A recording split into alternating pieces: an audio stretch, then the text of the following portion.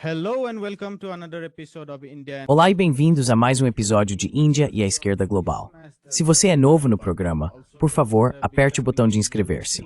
Considere também tornar-se um membro do YouTube, um patrono ou doar uma pequena quantia usando o link na descrição. Mas no mínimo, assista a este programa, curta, compartilhe e comente.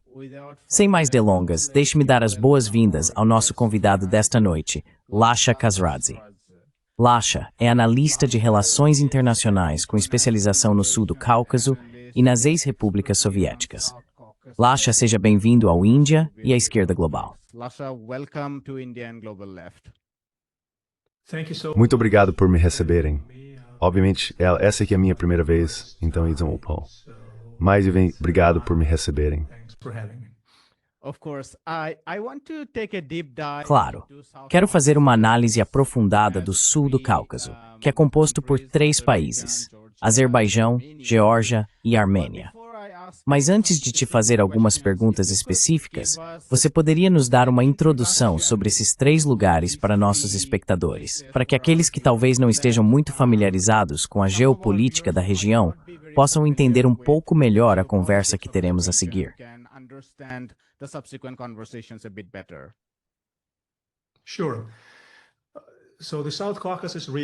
Claro. Então a região do sul do Cáucaso é composta por 3 países, Azerbaijão, Armênia e Geórgia. Todos eles faziam parte da antiga União Soviética, que era composta por um total de 15 repúblicas. As repúblicas do sul do Cáucaso, as 3 que acabei de mencionar, faziam parte dessa união. Em 1991, como o mundo se lembra, a União Soviética se desintegrou e todas as repúblicas, incluindo as do sul do Cáucaso, conquistaram sua independência. Obviamente, estou simplificando devido às limitações de tempo que temos agora, apenas para manter tudo o mais simples e conciso possível. Eu diria apenas que desde a independência, mesmo sendo considerado um único espaço geopolítico chamado Sul do Cáucaso, as políticas externas das 3 repúblicas seguiram caminhos diferentes.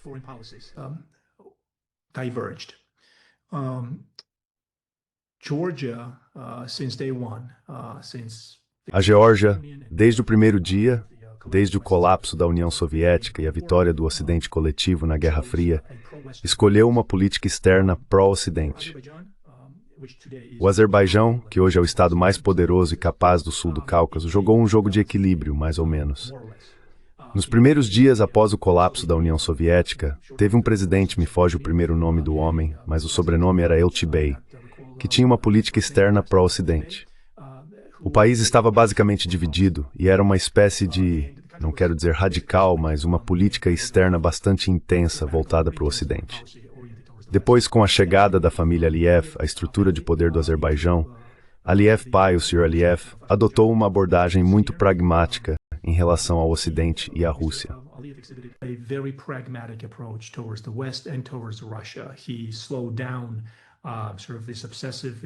Ele desacelerou essa abordagem obsessiva e extrema de uma política externa pró-Ocidente e demonstrou mais pragmatismo em relação à Rússia, uma postura mais realista, por assim dizer, quanto às ambições do Azerbaijão de navegar pela era pós-soviética sem optar por extremos, seja em ideologia ou política externa. A Armênia, desde o final dos anos 80 e após sua independência com o colapso da União Soviética, sempre esteve sob o guarda-chuva de segurança coletiva da Rússia e alinhou consistentemente sua política externa com a Rússia. A Geórgia, como mencionei anteriormente, sempre foi uma república intensamente pró-Ocidente.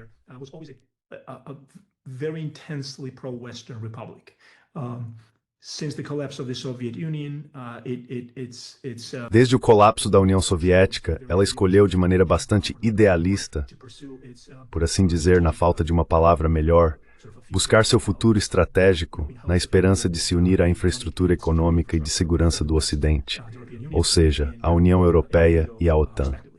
No início dos anos 90, também enfrentou guerras civis e nacionalismo, e foi nesse período, paralelamente ao momento em que a União Soviética também estava à beira do colapso, que Washington, sob George Bush pai, estava observando. As elites políticas de Washington acompanhavam muito de perto o que acontecia na periferia da União Soviética, para não permitir que qualquer fervor ou sentimento nacionalista atrapalhasse o processo de colaboração com Gorbachev para derrubar a União Soviética, por assim dizer.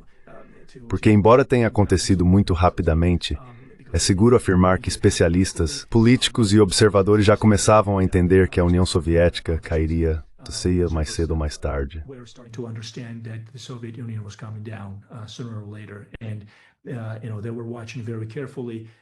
E eles estavam observando muito atentamente para evitar qualquer erupção de movimentos nacionalistas extremos, já que essas pequenas repúblicas começavam a perceber o fim da União Soviética e começavam a usar esse potencial para avançar seus interesses rumo à independência.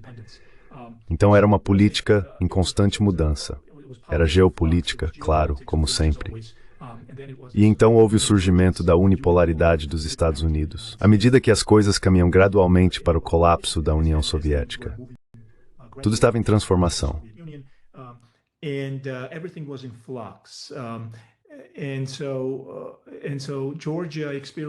E assim, a Geórgia estava vivenciando esses sentimentos nacionalistas extremos sob Gamsakhourdia, a quem o povo georgiano até hoje reverencia e respeita enormemente, embora certos erros tenham sido cometidos. Essa era parte da preocupação em Washington, e talvez em menor grau no Ocidente.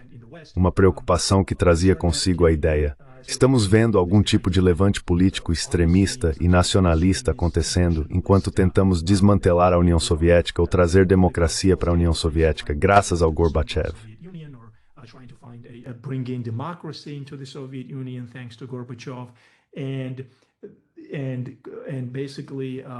E você sabe, basicamente Gamsakhourdia foi deposto no início dos anos 90.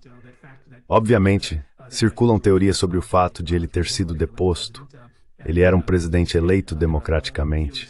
E até hoje, existem teorias e opiniões de que ele foi deposto por ação de Washington, basicamente, talvez em conjunto com o Kremlin, porque não queriam esse tipo de obstáculo no caminho do Ocidente, especialmente dos Estados Unidos, em direção ao seu objetivo de trabalhar com Gorbachev para derrubar o muro, por assim dizer.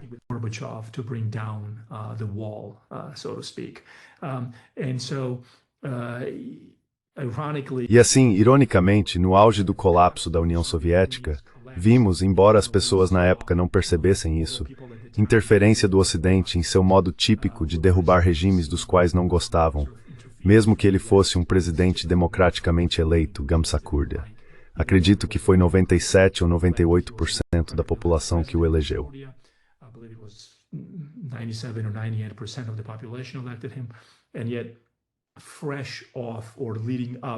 E ainda assim, logo após, ou antes, do colapso da União Soviética, os Estados Unidos já adotavam uma postura bastante agressiva em relação a esses líderes, não querendo que eles complicassem as coisas com seu trabalho de desmantelamento da União Soviética, com sua colaboração com Gorbachev para alcançar esse objetivo. Avançando mais de 30 anos, hoje continuamos a ver, obviamente, as 3 repúblicas independentes. Mas você sabe, a palavra independente tem, neste caso específico, vários significados, por assim dizer. A Geórgia, como você sabe, 20% de seu território ocupado pela Rússia.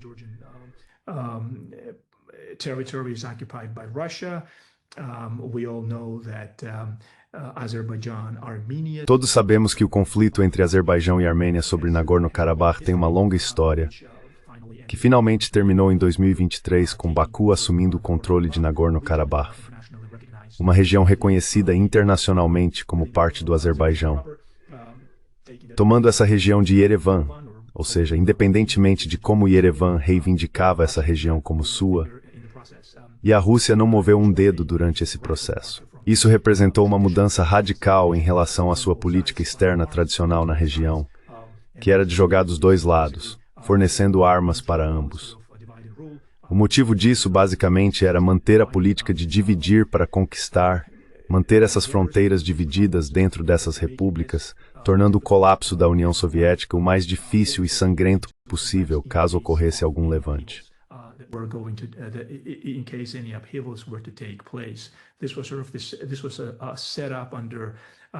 Isso foi uma estratégia criada sob Stalin, dentro do planejamento soviético, do planejamento da política externa soviética, e após a dissolução da União Soviética, essa política se tornou evidente. No caso da Geórgia especificamente, embora houvesse muita conversa sobre a possibilidade de a Geórgia eventualmente ingressar na OTAN, isso não pôde acontecer justamente por causa dessas rupturas dentro de suas fronteiras, que foram estabelecidas durante os tempos soviéticos. Embora, do ponto de vista analítico, a cadeia histórica remonte a um período anterior, quando a Rússia czarista, quando o Império Russo, readquiriu algumas das regiões no oeste da Geórgia ao derrotar o Irã na região. Mas essa é uma longa história.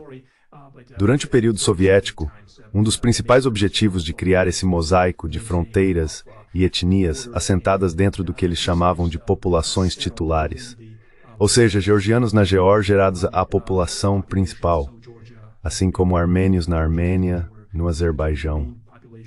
As Armenians in Armenia, Azeris in Azerbaijan, but then they would have this sort of peripheral. Mas então eles criariam essas divisões periféricas dentro desses principais grupos étnicos, respectivamente, de modo que isso tornaria muito mais difícil para a União Soviética se desintegrar, basicamente, e para Moscou manter seu controle sobre essas regiões. Até hoje, mais ou menos, eu diria que conseguiram usar essa política a seu favor. Estamos vendo isso hoje na Geórgia, quando a Ossétia do Sul e a Abcásia foram reconhecidas em 2008, após a Rússia invadir a Geórgia, como estados independentes dentro da Geórgia. Então realmente existe esse tipo de política externa eficaz e paralisante para esses pequenos estados, que basicamente travou seu desenvolvimento, suas ambições de política externa, por assim dizer. Então essa é a versão resumida desses 3 países que compõem a região do sul do Cáucaso. Espero que isso ajude. So hopefully that helps.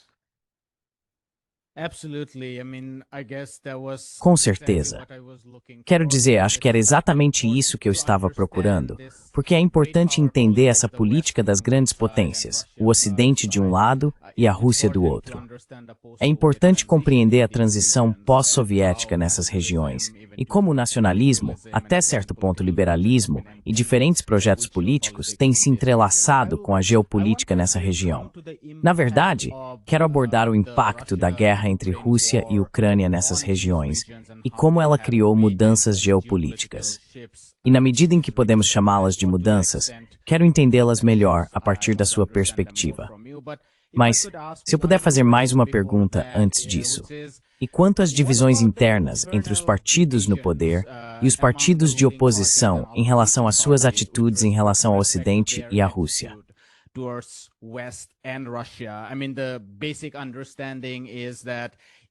Quero dizer, o entendimento básico é que na Armênia, por exemplo, dizia-se que Pashinyan era geralmente mais pragmático em relação à Rússia, embora durante a guerra em Nagorno-Karabakh ele não tenha visto muito apoio vindo da Rússia e tenha se inclinado para o Ocidente.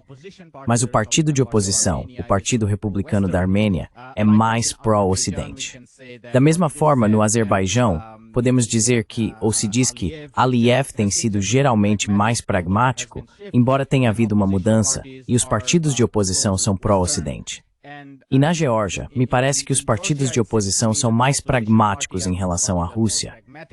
Quais são essas divisões? Elas são significativas quando se trata de como eles veem o Ocidente e a Rússia.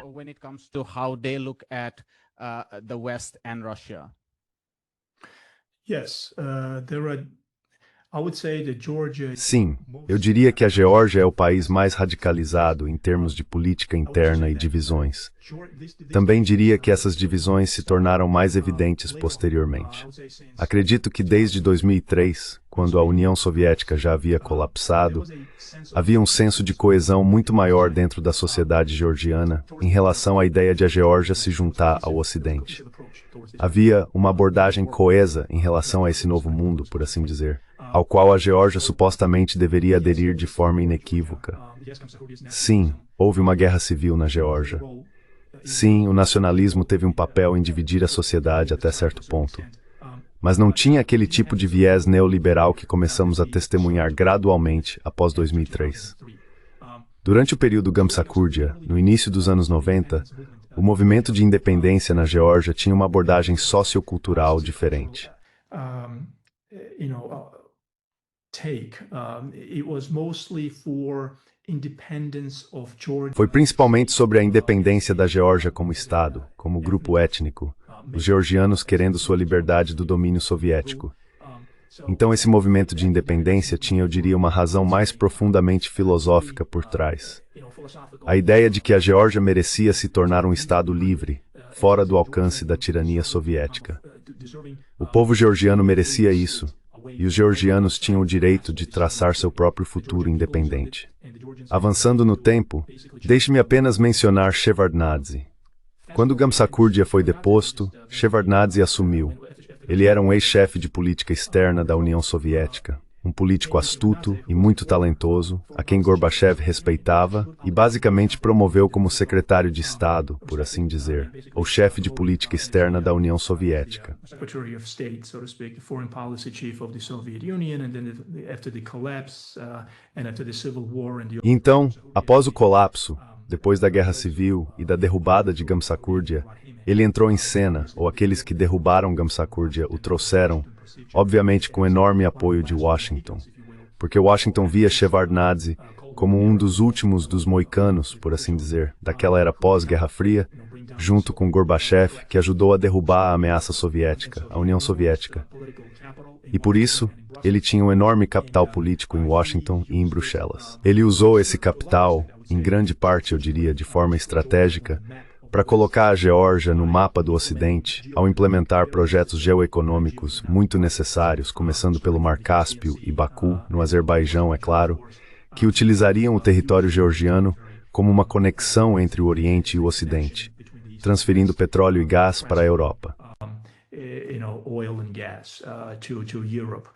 And so those geoeconomic projects E esses projetos geoeconômicos realmente colocaram a Geórgia no radar do Ocidente. A BP chegou no início dos anos 90 e ainda está lá. Assim, Washington investiu dinheiro e continuou com um apoio firme como forma de afastar a Geórgia da Rússia, que, aliás, estava se envolvendo em suas guerras brutais no norte do Cáucaso. Sem falar na desastrosa política econômica russa, a chamada terapia de choque dos mercados privados e livres, que foi exportada do Ocidente para Moscou, o que basicamente levou a Rússia, logo após o colapso da União Soviética, à beira do colapso. Então esse foi um período extremamente caótico para Moscou, em que tentava sobreviver como Estado. Era uma potência nuclear, obviamente, e havia também esse medo. Até que ponto a Rússia seria pressionada até decidir realmente usar armas nucleares? Uma espécie de repetição da história ucrânia. sort of history repeating itself with Ukraine. So it was this sort of a mixture of all these thoughts. Então era essa espécie de mistura de todos esses pensamentos, visões, prognósticos e análises que consideravam vários cenários sobre para onde a Rússia estava indo, para onde o sul do Cáucaso estava indo, para onde as repúblicas do sul estavam indo. Então, sabe, era esse tipo de mosaico de confusão geopolítica. E disso surgiu a eventual estabilidade de Shevardnadze, que ajudou a Geórgia a se estabilizar. Mas o regime de Shevardnadze tornou-se extremamente corrupto e ineficiente. Ficou tão ruim que, eventualmente, o desencanto e a insatisfação interna de uma grande parte da população desempenharam um papel na rebelião contra Shevardnadze, claro, com o auxílio de Washington. E aquelas cenas famosas em que James Baker, o velho amigo de Shevardnadze, veio à Geórgia, ou suas conversas com Shevardnadze, nas quais basicamente disse a ele que precisava renunciar. Are still fresh in the collective memory of the Georgian society, and the United States, up until the last. E os Estados Unidos, mas até o último minuto eu estava esperando para ver o que Shevardnadze iria fazer. E então, depois que basicamente decidiram que não havia outra maneira de Shevardnadze continuar, ele teve que renunciar. E aí entrou esse grupo jovem, enérgico, radical da elite política neoliberal, educada no Ocidente, com seus sistemas de ONGs, com sua infraestrutura de ONGs, que basicamente agiam como se soubessem de tudo. Como se a Geórgia tivesse que ser reiniciada do zero, que o passado não existisse mais em nenhuma esfera sociocultural, geopolítica, econômica. Então tudo isso tinha que desaparecer, e esses recém-chegados deveriam iniciar a nova era de modernização e desenvolvimento da Geórgia.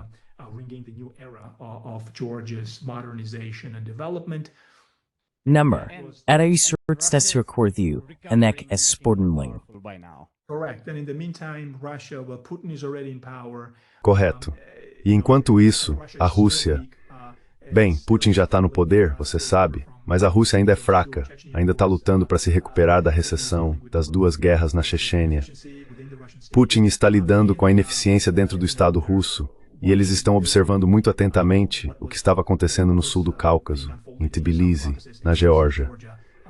Então todos nós conhecemos a Agenda da Liberdade, o programa neoconservador e neoliberal liderado pelo governo de George W. Bush, obviamente apoiado por Dick Cheney, Condoleezza Rice e outros neocons, Tory Nuland, claro. E você sabe, as coisas começaram a ficar tão tensas, o clima político ficou tão estranho que atingiu seu ápice, seu fim trágico, na verdade, em agosto de 2008, quando a Rússia invadiu a Geórgia e reconheceu a Abkhazia e a Ossétia do Sul como estados independentes. Recognized Abkhazia and South Ossetia as independent states. Prior to that, Shevardnadze kept sort of this very Antes disso, Shevardnadze mantinha um equilíbrio muito astuto entre Tbilisi e Moscou, que sustentava a política de não reconhecimento desses territórios, que sempre pertenceram à Geórgia. Sob Saakashvili, Mikhail Saakashvili, o chamado menino de ouro da agenda neoconservadora de Washington, a Geórgia basicamente perdeu esses territórios. Já os havia perdido, mas como resultado da interferência da Rússia na política georgiana desde o final dos anos 80 e início dos anos 90. Mas desta vez, sua abordagem desastrada em relação a Moscou, na esperança de que os Estados Unidos viessem salvar a Geórgia e trazê-la para a OTAN, saiu pela culatra. A situação ficou tão ruim que a Rússia reconheceu essas duas regiões como estados independentes, enfraquecendo ainda mais a posição geopolítica da Geórgia na região, ironicamente, afastando ainda mais de qualquer perspectiva de OTAN.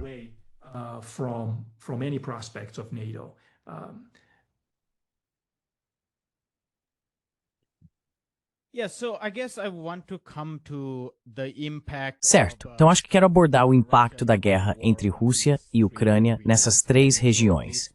Quero dizer, de modo geral, houve uma inclinação em direção ao Ocidente. Quero dizer, essa é a inclinação aparente. Você pode acrescentar mais nuances ao que realmente está acontecendo. Minha pergunta específica para você é: neste momento de projeção de poder muito direta da Rússia, em que ela está dizendo que não vai tolerar esse tipo de intervenção em sua vizinhança, pode até aceitar que os países nórdicos entrem na OTAN, mas definitivamente não vai aceitar isso na Ucrânia e também não no sul do Cáucaso. Cuidado. E qual é a resposta? Porque vimos na Armênia e na Geórgia eles solicitando a adesão à União Europeia, depois retirando ou adiando esse pedido, adiando até 2028 no caso da Geórgia. Quais são as mudanças que você está observando nesses três países como resultado do que aconteceu recentemente entre Ucrânia e Rússia?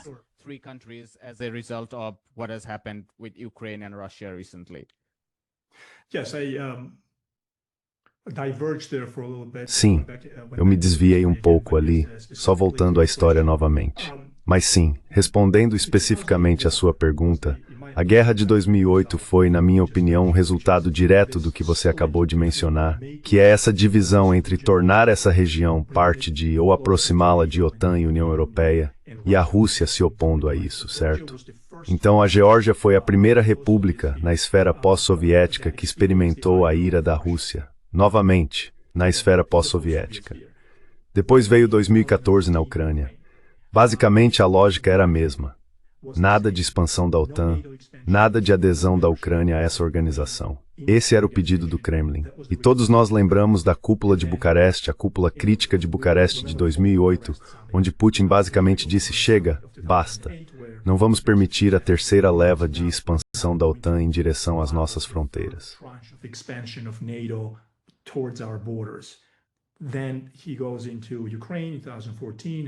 Então ele entra na Ucrânia em 2014, anexa a Crimeia, e o resto é história. Esse é o tipo de projeto neoconservador e neoliberal que planejava enfraquecer a Rússia por meio de sua tradicional região vulnerável. O sul do Cáucaso, a parte ocidental da Rússia, territórios ocidentais, Ucrânia, e descer pelo sul do Cáucaso como um projeto estratégico, por assim dizer, para enfraquecer e colapsar a Rússia, e levá-la de volta ao início dos anos 90. Então, antes disso, a Geórgia estava se tornando lentamente obcecada. Eu diria que os partidos políticos georgianos, a elite e a cultura política na Geórgia como um todo estavam se tornando lentamente obcecados com essa ideia de que a América de George W. Bush iria cuidar da Geórgia, que tiraria a Geórgia do sul do Cáucaso e a tornaria membro da OTAN, e todos os problemas, portanto, seriam resolvidos.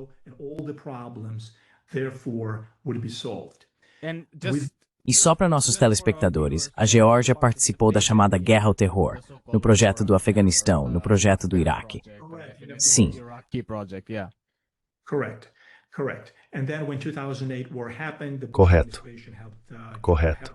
E então, quando a guerra de 2008 aconteceu, o governo Bush ajudou a implementar a política de trazer de volta algumas das tropas que estavam lutando no Iraque. E a Geórgia, até recentemente, ainda estava presente no Afeganistão. Então, esse pequeno e pobre país, basicamente, estava se sobrecarregando na esperança de que Washington viria salvá-lo.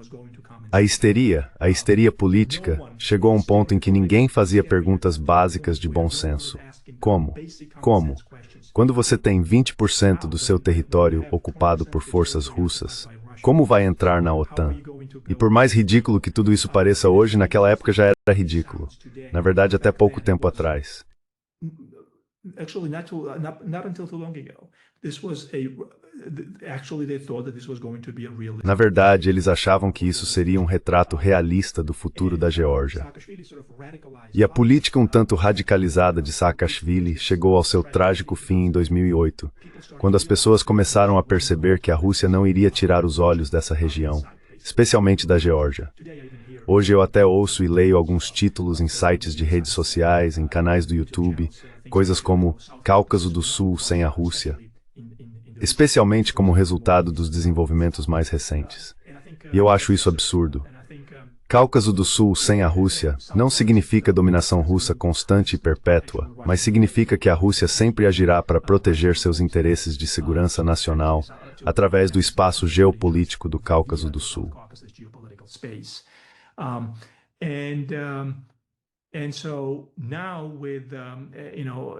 E agora, com o governo atual no poder, o governo sonho georgiano, eles estão conduzindo uma abordagem de política externa radicalmente diferente, ou prática, eu diria. Porque a política externa da Geórgia, ou eu diria a postura estratégica da Geórgia em relação à política externa, é sempre pró-Ocidente. Mas em termos de prática e de aplicação prática da política externa, o atual governo sonho georgiano, que foi eleito democraticamente pela 4ª vez, e está sendo acusado de fraudar eleições sem qualquer evidência. Obviamente, estamos vendo a metodologia típica do establishment neoconservador. Mas você sabe, o governo atual está aplicando uma espécie de política externa pragmática, de realpolitik, como resultado do reconhecimento de que, os Estados Unidos não virão em seu socorro ao socorro da Geórgia. Por quê?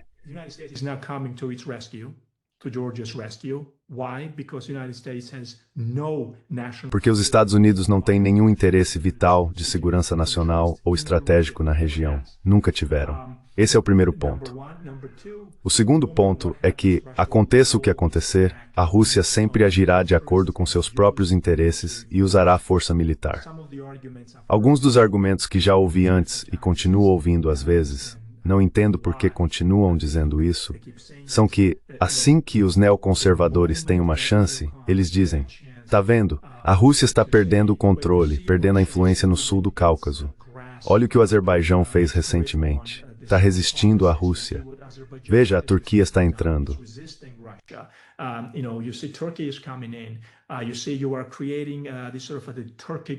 Veja, você está criando esse tipo de mundo túrquico, que inclui Azerbaijão, Turquia, talvez Israel e o Ocidente, e a Rússia não aparece em nenhum lugar no sentido de resistir a isso. Você vê o corredor de Zangezur. A Rússia está perdendo o controle. Por quê? Porque estamos vendo a Rússia se enredar na Ucrânia, e, portanto, de certa forma, essas narrativas se repetem. A ideia por trás dessas narrativas é que agora é o momento para a Geórgia buscar sua independência. E eu digo não, isso está fundamentalmente errado. Essa é exatamente a mesma retórica que levou a Geórgia à guerra de 2008, quando a Rússia invadiu e quase acabou com a soberania georgiana. Russia invaded and almost ended Georgian statehood. So that kind of hubris, that kind of Esse tipo de arrogância, essa falta de visão no planejamento do futuro da Geórgia, colocou em risco a soberania do país. Então a ideia de que de alguma forma a Rússia não vai prestar atenção ou vai se desligar geopoliticamente da região e permitir que o Ocidente retorne com suas narrativas da OTAN, acho isso ridículo, acho risível. E isso me leva à Armênia, que está sendo seduzida por essas narrativas ocidentais, quando em um nível fundamental, se você analisar, essa estrutura não mudou para a Armênia. A Armênia continua a mesma. Por que você acha que a Rússia está mais ou menos ignorando o que está acontecendo na Armênia? more or less ignoring what's happening in Armenia because it understands perfectly well that Armenia is not going anywhere. Porque entende perfeitamente bem que a Armênia não vai a lugar nenhum em termos de segurança, em termos de se afastar da Rússia e ficar sob o guarda-chuva protetor da OTAN. Então é esse tipo de situação que estamos vendo. Mas felizmente, agora com o retorno da ordem mundial multipolar e o fim da unipolaridade, o atual governo do sonho georgiano foi beneficiado por esse processo.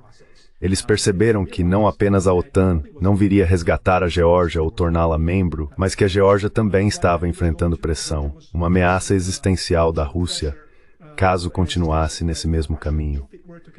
Assim, a Geórgia, no final das contas, basicamente passou por dificuldades extremas para manter seu relacionamento com o Ocidente.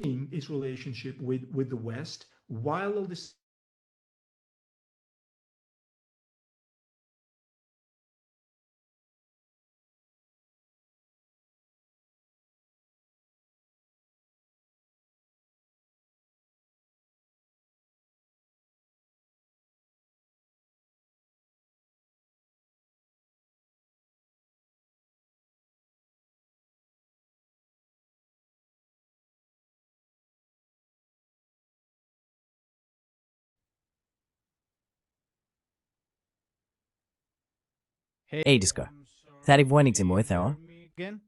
You've that de ouvir. Okay, I'm sorry. Tudo bem. Me desculpe. Você pode continuar onde eu parei? Sure. So the Georgian Dream government. Claro. Então o governo do sonho georgiano ficou sob enorme pressão logo após a invasão da Ucrânia pela Rússia para abrir uma segunda frente. E isso dividiu ainda mais a sociedade. Não posso enfatizar o suficiente esse fato, sublinhar o quanto a sociedade se radicalizou. Toda a classe de ONGs, apoiada por dinheiro ocidental, é claro, estava alimentando essa divisão e radicalização. Qualquer um suspeito, até hoje quero dizer. Agora estamos vendo uma forma mais branda disso.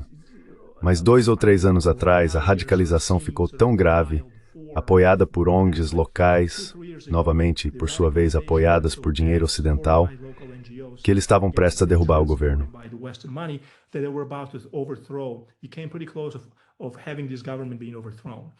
Você chegou bem perto de ver este governo ser derrubado.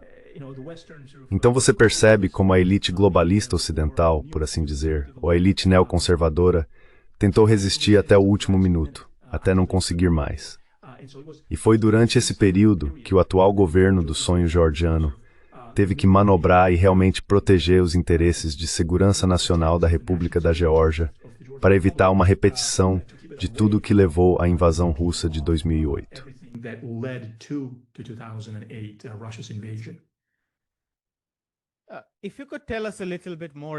Se você pudesse nos contar um pouco mais sobre a Armênia e talvez até sobre o Azerbaijão, considerando, é claro, que a Geórgia tem seu próprio precedente.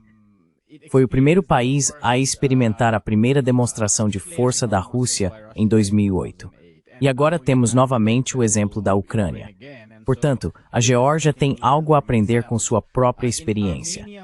Na Armênia estamos vendo um movimento diferente, por assim dizer. Pelo menos é o que parece. E provavelmente eles não têm um precedente próprio.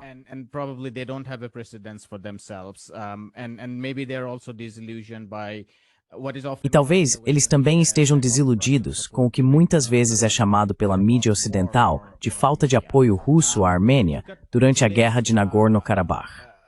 Se você puder colocar isso em contexto, como interpreta o atual acordo de paz entre o Azerbaijão e a Armênia? Há também o corredor de Zangezur, onde há relatos de que partes dessa área estão sendo arrendadas por 99 anos para os Estados Unidos. Qual é o significado desses acontecimentos? Os Estados Unidos estão se expandindo para essas regiões. E quais seriam as implicações disso para a Armênia, em particular, mas também para o Azerbaijão? Armenia in particular, but also Azerbaijan? Well, my analysis. Bem, minha opinião, minha análise sobre isso sempre foi que a região está dividida entre duas visões geoestratégicas. Primeiro, existe todo esse mundo túrquico, começando pela Ásia Central, Azerbaijão e Turquia, certo? Você sabe, a Turquia meio que ajudando o Azerbaijão com Nagorno-Karabakh. E a ideia é que a fronteira entre Turquia e Azerbaijão será conectada pelo corredor de Zangezur. E você sabe, toda essa estrutura vai se estabelecer no sul do Cáucaso como uma área independentemente pró-Ocidente. Uma cadeia de estados, Azerbaijão, Turquia, liderados pela Turquia, e as relações diplomáticas do Azerbaijão, que incluem as relações do Azerbaijão com Israel.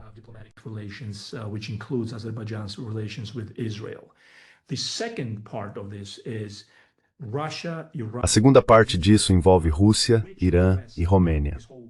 O Ocidente, toda essa cadeia que acabei de mencionar na primeira categoria, tem tentado recentemente arrastar a Armênia para esse campo, de forma geral, enquanto antes a Armênia sempre esteve sob a influência da Rússia.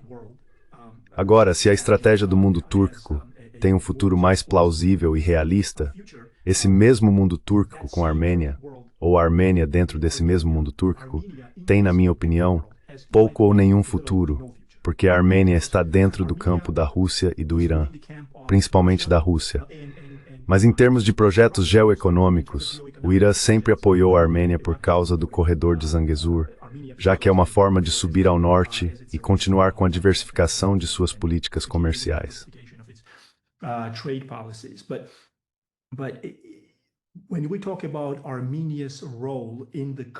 Quando falamos sobre o papel da Armênia na atual reorganização do mosaico geopolítico da região, vou manter minha posição e dizer que a Armênia não tem, quando digo que não tem futuro nessa equação, nessa nova equação, quero dizer um futuro em termos de segurança. Ninguém vai garantir a segurança da Armênia a partir do Ocidente. O que a França estava fazendo com a Armênia? Qual é a situação atual da Armênia em relação ao Ocidente, dentro do Ocidente? Tudo isso foi feito para, entre aspas, enfraquecer a Rússia, o que é tolice, porque não é assim que se enfraquece a Rússia, tentando afastar um país sem saída para o mar, um país pequeno no Cáucaso.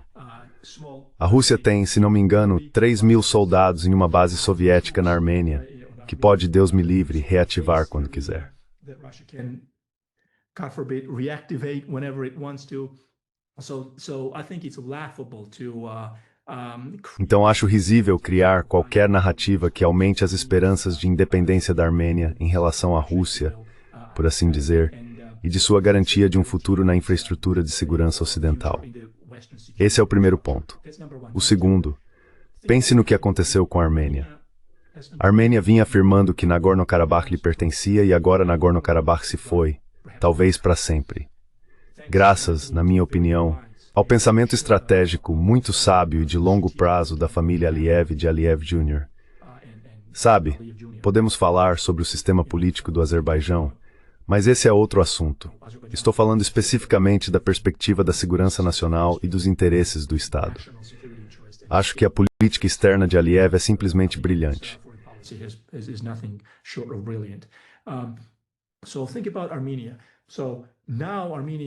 Então pense na Armênia.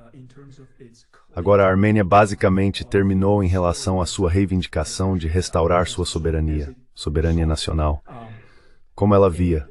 E o Ocidente não está em lugar nenhum. O Ocidente não está dizendo nada, exceto que agora o Ocidente está dizendo, ok, suas perspectivas de retomar Nagorno-Karabakh ou de torná-lo parte da Armênia histórica, como Yerevan sempre viu, essas chances evaporaram. Então agora vamos tentar realmente empurrar você, atrair você, para esse campo ocidental, sem nenhuma garantia de segurança, porque você não precisa de segurança. Mesmo que precisasse, quando você precisou, nós nunca fornecemos, porque a Rússia sempre foi a protetora.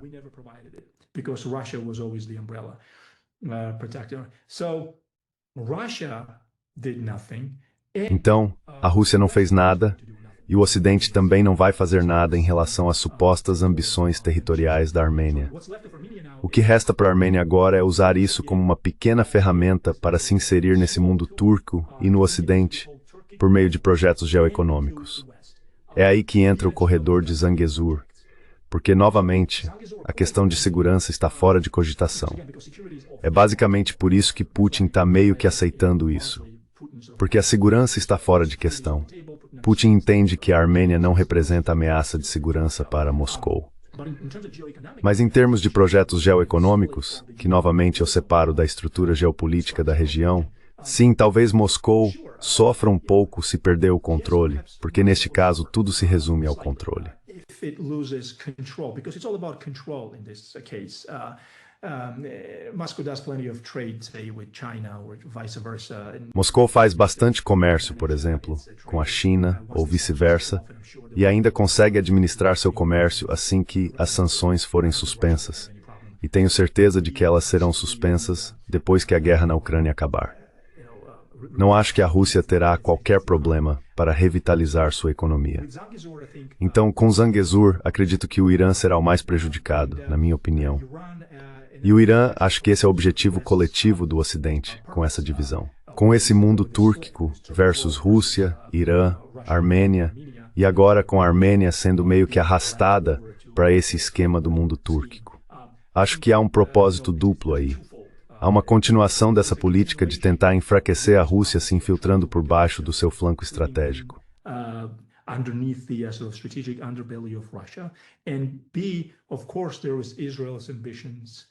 E claro, havia a ambição de Israel contra o Irã.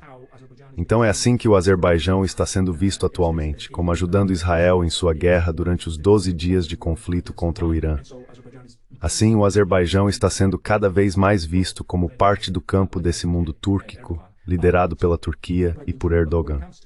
Mas quando se trata de projetos geoeconômicos, o Irã é categoricamente contra ser isolado ou cortado do corredor de Zangezur ao norte.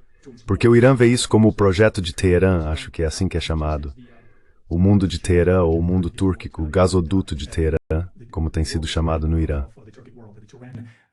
Pipeline, I think it's being called in Iran.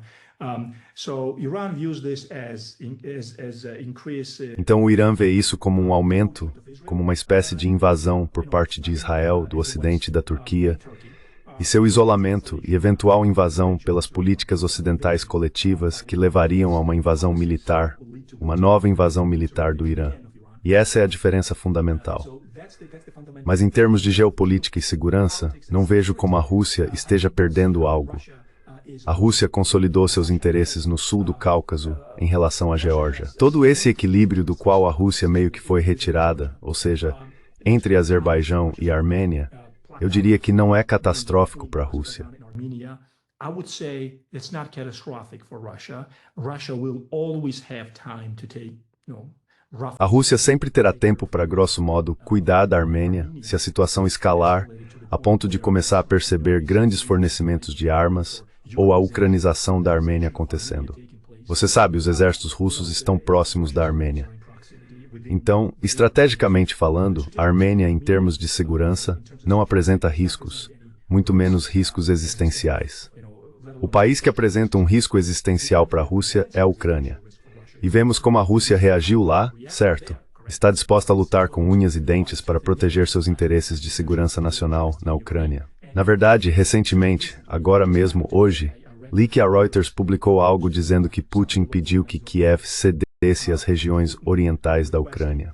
Kiev give up eastern regions of Ukraine, and this is after. E isso foi depois que os europeus estiveram no Salão Oval. Correto? Então você vê que esse realismo feio não vai a lugar nenhum. Existe toda uma conversa sobre, estou apenas me desviando um pouco aqui, mas toda a conversa sobre cessar-fogo versus acordo de paz. Há diferenças fundamentais entre os dois. O cessar-fogo é apenas um tipo de truque temporário que os europeus estão tentando inventar. Aliás, eles nunca quiseram um cessar-fogo há alguns meses. Eles estavam pressionando por mais fornecimento de armas, correto? E agora, de repente, eles querem um cessar-fogo, sabendo muito bem que a Rússia está prestes a acabar com a Ucrânia, basicamente. Então você tem essa conversa de paz que meio que confundiu o nosso presidente Trump, e nisso eu dou crédito a ele. President Trump, which I give him credit, the man is trying. O homem está tentando. E o homem tem, você sabe, isso é admirável em muitos aspectos. Ele tentou impedir isso. Mas então, com o artigo atual que saiu hoje, é apenas mais um sinal de quão distante está qualquer tentativa de negociar a paz, a menos que a Rússia consiga o que quer fundamental. Nada de OTAN, regiões orientais. Então o Donbass, região de Donetsk, você sabe. Então se a Rússia não conseguir isso, ela vai resolver à força. Vai ter que resolver isso militarmente. Simplesmente não vejo outra saída. E aí a terceira opção é agora estamos ouvindo coisas como, bem, será que a Europa está voltando? Now we're hearing things like, well, is Europe coming back? Is Europe willing to A Europa está disposta, você sabe, a assumir o peso desse conflito sobre seus ombros. Trump fez algo brilhante, na minha opinião, ao obrigar a Europa a comprar armas dos Estados Unidos, caso assim escolhessem, se decidirem continuar essa guerra por conta própria. Embora, até que ponto isso será realmente uma tentativa estrategicamente autônoma, uma tentativa totalmente autônoma da Europa de continuar essa guerra, é outra questão, eu acho. No pior cenário, se a Europa decidir fornecer sistemas de armas para Kiev e continuar esse conflito de uma forma ou de outra, suspeito que os americanos estarão envolvidos, o que novamente levará esse conflito de volta ao ponto de partida.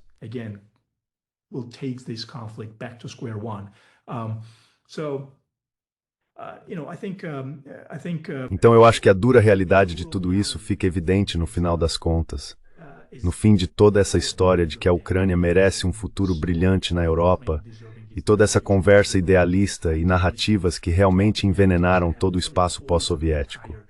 Acho que agora, com o retorno da multipolaridade, essas repúblicas, essas regiões, estão percebendo que tudo aquilo foi basicamente uma farsa, que o Ocidente coletivo não viria garantir sua soberania. E acredito que eles decidiram com razão, pelo menos no caso da Geórgia, buscar um terreno comum com a Rússia. To find a common ground with Russia. And the irony here, not paradox, the irony here is that... E a ironia aqui, não é paradoxo, mas ironia, é que a melhor maneira para a Geórgia garantir sua segurança é dialogando com a Rússia. Sempre foi assim, historicamente. Portanto, se falarmos de pura geopolítica e de interesses puramente de segurança nacional, a Geórgia não tem outra escolha a não ser conversar com Moscou. E então, se o Ocidente coletivo, Bruxelas, os Estados Unidos, quiser continuar a se envolver e investir dinheiro em projetos como o Zangezur, por exemplo, que assim seja. A Rússia pode até se envolver quando se trata de projetos geoeconômicos. Mas quando se trata de segurança, existem linhas vermelhas muito claras que são fundamentalmente projetos econômicos.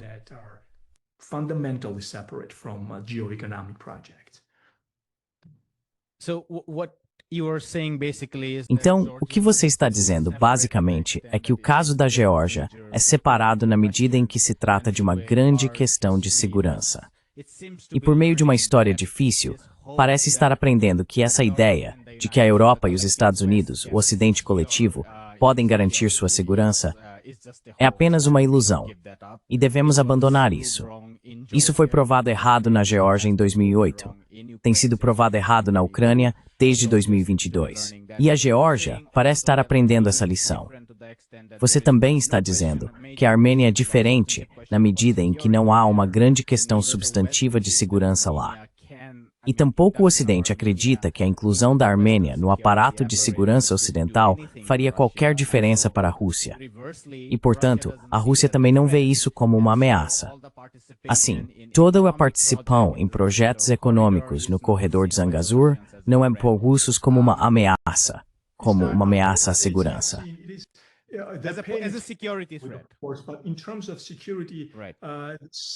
Mas em termos de segurança, já que isso não apresenta ameaças à segurança, acho que a Rússia, Moscou, está disposta a consentir. Só vou terminar meu ponto rapidamente dizendo que, uma vez que a guerra na Ucrânia acabar, a Rússia vai voltar para a região. Ela vai retornar à região e vai se lembrar, ela tem boa memória, e vai se lembrar de quem tentou se afastar dela e de que maneira. E acho que a Armênia vai ter que haver algum acerto de contas com a Armênia, na minha opinião. Não quero soar conspiratório aqui, mas acho que a Armênia não vai a lugar nenhum. Então precisa ser muito cuidadosa ao tentar convencer a Rússia de que está apenas buscando geoeconomia e não tentando entrar em algum tipo de bloco de segurança, bloco ocidental.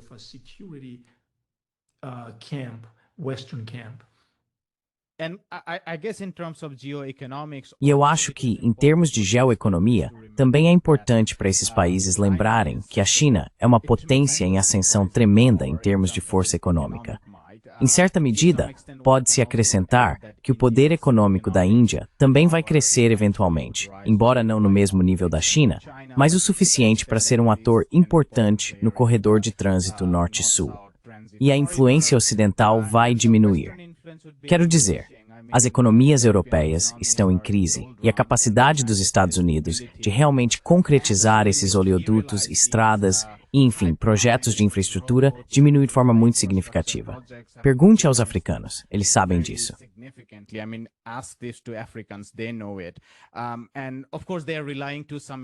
E claro, eles estão contando até certo ponto com os Estados Árabes do Golfo, enquanto a realidade é que até mesmo esses países estão sobrecarregados. Quero dizer, eles estão sobrecarregados em parte porque estão tentando reestruturar sua estratégia econômica voltada para o investimento doméstico, projetos futuros, afastando-se do petróleo, etc. Minha pergunta final. Talvez você possa nos contar um pouco sobre o Azerbaijão, porque qual é a equação do Azerbaijão aqui? Há uma questão de segurança envolvida quando se trata especialmente da Rússia, mas também do Irã, considerando que recentemente vimos o Azerbaijão participando da guerra de Israel contra o Irã de forma muito direta. Mas também há relatos sobre seu envolvimento nos ataques em teia de aranha em solo russo.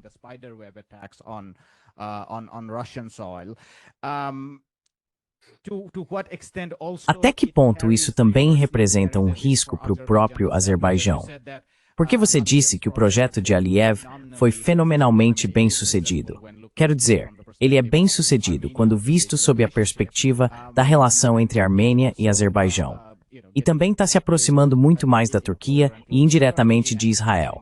Mas na medida em que está afastando o Irã e potencialmente a Rússia, isso representa um risco de segurança em algum momento?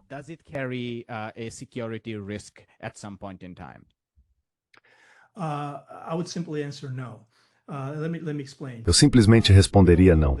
Deixe-me explicar. Todos nós sabemos sobre toda a confusão em Ekaterimburgo que aconteceu, acho que foi no final de junho, meados de junho, quando russos e Baku prenderam cidadãos uns dos outros. Foi feio, e todo mundo começou a falar sobre como, mais uma vez, Moscou estava perdendo o controle sobre o Azerbaijão. Meu argumento é diferente. Minha posição é diferente sobre isso. Primeiro, acho que Aliyev é muito inteligente e entende que existem linhas vermelhas. Em termos de segurança, Aliyev não quer cruzar essa linha com a Rússia e entende que isso seria uma perspectiva devastadora para Baku e também para Moscou. Quero dizer, haveria perdas para ambos os lados. Mas se chegar a esse ponto, acho que essa é a primeira coisa que Aliyev vai tentar evitar.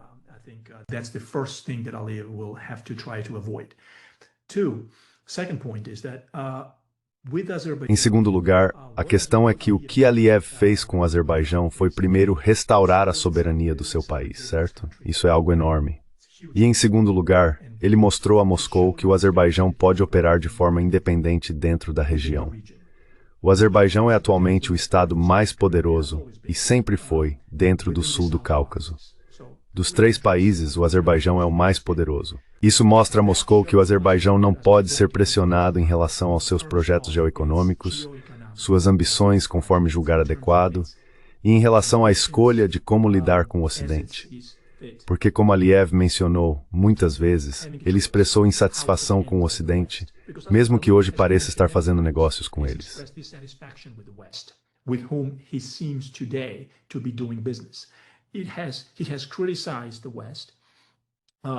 Ele criticou o Ocidente por causa de sua constante imposição desse tipo de agenda sociocultural neoliberal em Baku, criticando Aliyev por seu, digamos, regime autoritário.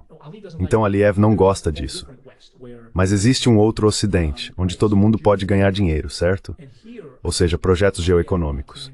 E aqui acho que Aliyev, Baku, pode basicamente mostrar a Moscou que é um ator independente. Isso não significa, na minha opinião, que Aliyev ou o Azerbaijão vão desafiar Moscou ou usar esse envolvimento da Rússia na Ucrânia como uma oportunidade para desafiar Moscou em termos de segurança. Porque se você for inteligente, realmente precisa olhar para suas fronteiras e dizer, veja, restauramos nossas fronteiras. Have to look at your borders and say, look, we restored our borders. We have no beef with anyone in the region. Não temos nenhum problema com ninguém na região. Por que arrumar confusão? Por que entrar numa competição de segurança com a Rússia, certo? Então vamos deixar isso de lado. Na minha opinião, essa possibilidade nunca existiu. E acho que isso também pode, de certa forma, consolidar daqui para frente sua soberania. Ou seja, não pode mais permitir que Moscou volte a atuar como um elemento desestabilizador, por assim dizer, em apoio à Armênia, certo? Veja, o Azerbaijão recuperou Nagorno-Karabakh, a Armênia aceitou a derrota, a Armênia não representa ameaça para Moscou, e ao mesmo tempo, o Azerbaijão está muito forte em termos de manutenção de sua segurança, integridade territorial e soberania. Its security and of its territorial integrity and sovereignty.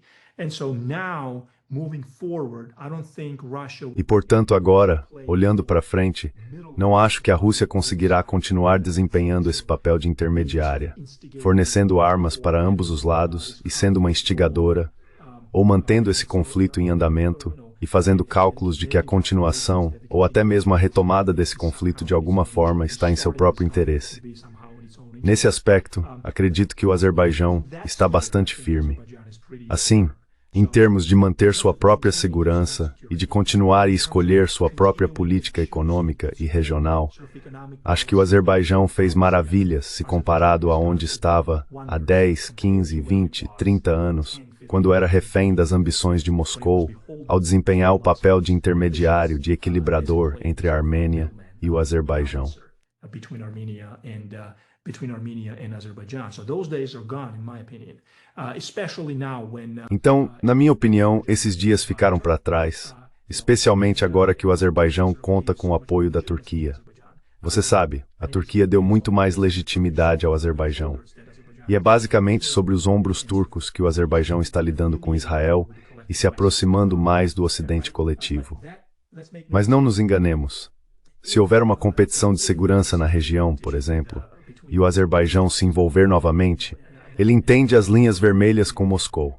Então aquele escândalo que aconteceu em como era mesmo Ekaterimburgo foi basicamente a declaração de que o Azerbaijão estava seguindo em frente.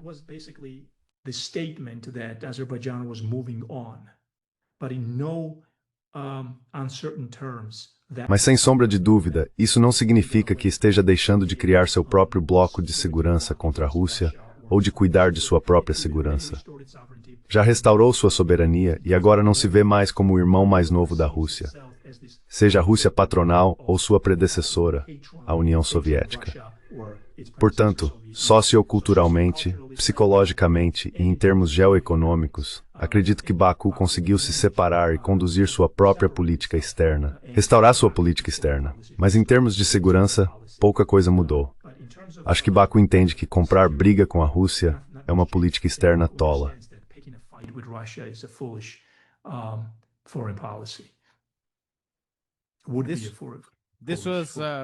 Isso foi extremamente útil, porque devo dizer que ao entrar nessa entrevista, eu estava interpretando a situação de forma um pouco diferente. Minha leitura geral era de que houve uma inclinação relativamente pró-Ocidente nessas três regiões. Na Geórgia, eu estava olhando para o longo prazo, e a longo prazo eu via uma grande mudança pró-Ocidente. Mas é claro, a suspensão da adesão ao UE até 2028, eu estava levando isso em consideração. Mas eu também estava um pouco confuso sobre o pedido de adesão após a invasão russa da Ucrânia em 2022. Isso me confundiu. O Azerbaijão eu estava interpretando de forma diferente, porque não estava considerando que até então estava tremendamente sob a influência de Moscou. tremendously under the influence of Moscow, and to that extent maybe a tilt towards the E nesse sentido, talvez uma inclinação para o Ocidente esteja, na verdade, tornando o país relativamente mais neutro, desde que não se envolva no jogo de segurança. E desde que compreenda que Moscou tem linhas vermelhas claras quando se trata de questões de segurança. E a Armênia, provavelmente, você apresentou uma alternativa, considerando que ela não é tão importante quanto eu pensava antes desta conversa no que diz respeito à questão de segurança.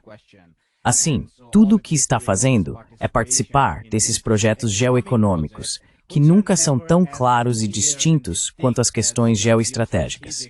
Porque todos os atores, como você indicou, até mesmo a Rússia, depois que a guerra acabar, pode vir a participar de alguns desses projetos se isso for benéfico para eles. Então vou apenas dizer algo sobre isso. Deixo para você o comentário final. Oh, sure. The security, I think, Sim, claro. Acho que logo após todo o escândalo entre Azerbaijão e Rússia, Maria Zakharova, foi ela, a porta-voz do Kremlin, ou não consigo identificar exatamente quem foi, mas comentaram de forma sarcástica quando Erdogan, acho, cogitou a ideia de posicionar tropas no Azerbaijão propriamente dito, no Azerbaijão, que seriam tropas da OTAN. E o Kremlin achou isso tão ridículo que basicamente deu uma resposta muito superficial. Foi uma resposta meio risível. Não me cite sobre o que foi dito exatamente, mas não foi levado a sério. E a reação foi muito cínica. Contra essa possibilidade, querendo dizer, implicando que essa é a mais vermelha das linhas vermelhas, certo? Quero dizer, a Turquia posicionar suas tropas no Azerbaijão é basicamente posicionar tropas da OTAN novamente no sul do Cáucaso.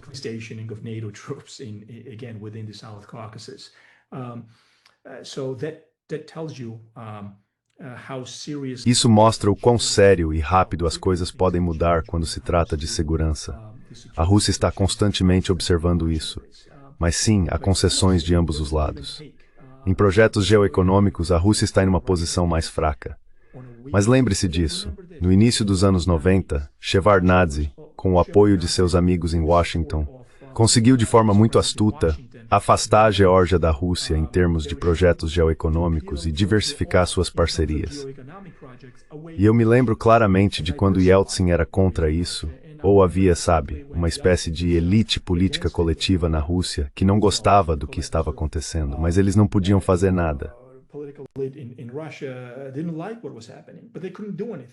Eles não tinham nada naquele momento. Eles não tinham nada naquele momento, mas ao mesmo tempo mantiveram seu interesse de segurança no norte do Cáucaso, que era a Chechênia, mesmo estando de joelhos. E esse é o ponto que todos tentam convenientemente ignorar, mesmo quando a Rússia estava em sua pior situação, saindo ela com soviéticas. Além disso, militarmente, sempre foi forte. Quer dizer, foi economicamente indulgente. Por mais ineficiente e brutal que o exército russo sempre tenha sido, ele conseguiu criar sua esfera de influência no norte do Cáucaso, na Chechênia e no sul do Cáucaso, na Geórgia.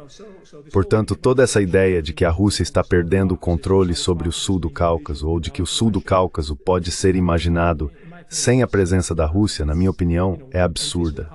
Essas repúblicas precisam ser extremamente cautelosas para não se deixarem levar e se empolgarem com promessas ocidentais, de certa forma falsas, de que serão conduzidas a um futuro brilhante.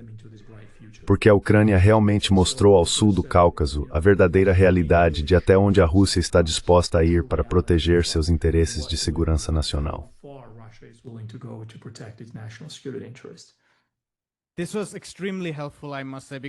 Isso foi extremamente útil, devo dizer, porque uma das coisas com as quais eu estava lutando na minha leitura desse claro, ou aparente, vamos dizer agora vou dizer aparente, movimento em direção ao Ocidente no sul do Cáucaso, era o seguinte: por que eles fariam isso em um momento em que a história demonstrou claramente que há grande perigo e tolice em se inclinar incondicionalmente para o Ocidente?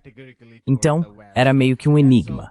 Mas a sua interpretação faz mais sentido, porque agora mostra que não há um movimento direto, claro, aparente em direção ao Ocidente. E isso também significa que essas nações, essas lideranças, estão pensando de forma pragmática sobre onde está o futuro delas. Pragmatically in a way where their future lies, they also are aware in many ways about the risks that are created. Eles também estão, de muitas maneiras, cientes dos riscos que são criados. E por fim, acho que uma coisa ficou clara nesta conversa. Existem esferas. O que entendi é que existem esferas que vocês argumentam que a Rússia vê muito diretamente como sua esfera de segurança. E ali ela tem linhas vermelhas muito claras. E isso não é necessariamente o mesmo que as esferas de influência econômica, onde a Rússia pode não gostar, mas eventualmente pode ceder mais.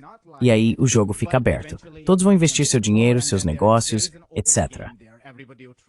Vou encerrar aqui, a menos que você queira acrescentar algo em seus comentários finais, mas muito obrigado pelo seu tempo. Thank you very much. Now, Muito obrigado. Espero que minhas opiniões, pelo menos é o que eu penso, obviamente, sejam úteis. Espero que seu público aproveite algo disso. Muito obrigado pela oportunidade, isso foi muito útil. Muito obrigado. Very helpful. Thank you so much. Hi, my name is Ayushman. Oi, meu nome é Ayushman. Eu, junto com Jotman, começamos esta plataforma. Nos últimos 2 anos, tentamos criar conteúdo para as forças de esquerda e progressistas. Até agora, entrevistamos economistas, historiadores, comentaristas políticos e ativistas. Se você gostou do nosso conteúdo até agora e quer que a gente construa um arquivo para a esquerda, tenho 2 pedidos para você. Por favor, considere fazer uma doação para a causa. O link está na descrição abaixo. E, se não puder fazer isso, não se sinta mal. Você sempre pode curtir nossos vídeos e compartilhá-los com seus camaradas. Por fim, não se esqueça de clicar no botão de inscrever-se. Don't forget to hit the subscribe button.